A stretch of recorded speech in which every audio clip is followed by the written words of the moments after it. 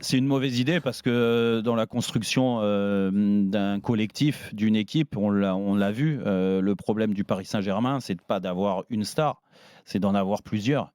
Et si on va par là, on se dit Mbappé, il sera encore là et le PSG a tout intérêt d'essayer encore une fois de le prolonger et de construire avec Kylian par rapport à son âge et par rapport à tout ce qu'il représente aujourd'hui à Paris, mais aussi en France.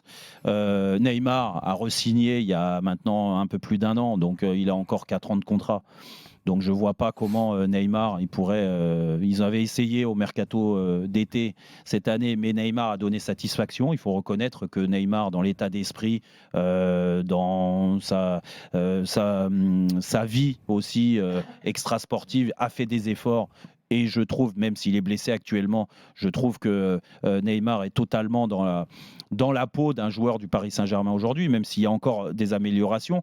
Mais que Messi, c'est très bien, pendant 2 ans, l'image d'avoir le meilleur joueur de tous les temps dans ton effectif qui a marqué des buts plus cette année que l'année dernière, c'est très bien. Que Messi aujourd'hui se retrouve dans une situation où il emmène les autres, c'est normal. Il était le seul contre Toulouse. Moi, je rejoins totalement Christophe Galtier. Dire de jouer pour Messi, oui. Comme l'Argentine, parce que là c'est possible, il est tout seul.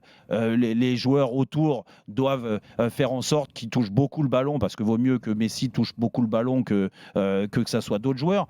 Mais n'empêche qu'on ne peut pas s'arrêter juste à un one-shot, à un match contre Toulouse ou à un autre match. Peut-être que ça arrivera qu'il soit tout seul à la pointe de l'attaque et que Neymar et Mbappé ne soient pas là.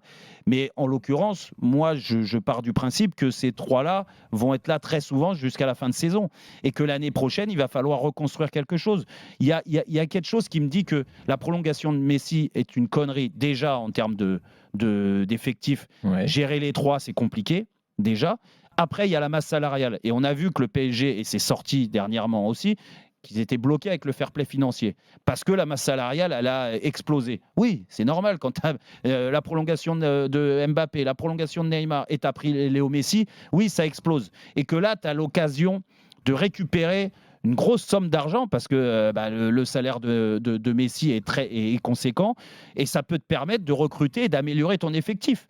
Donc, rien que pour tout ça, c'est une très mauvaise idée de prolonger Léo Messi. Et je finirai juste sur un point, c'est qu'en plus, en termes d'image et ce que renvoie Léo Messi, je ne comprendrais pas, moi, en tant qu'amoureux du Paris Saint-Germain, que Léo Messi ait envie de prolonger l'aventure. Il ne fait aucun effort pour mettre le club en avant, d'aller remercier les supporters, comme encore dernièrement. Encore une fois, samedi, contre Toulouse, oui, où il baisse la tête, il rentre direct au vestiaire. Même sur la célébration de ses buts, le nom est scandé. Il n'a jamais un geste agréable envers les supporters pour le remercier.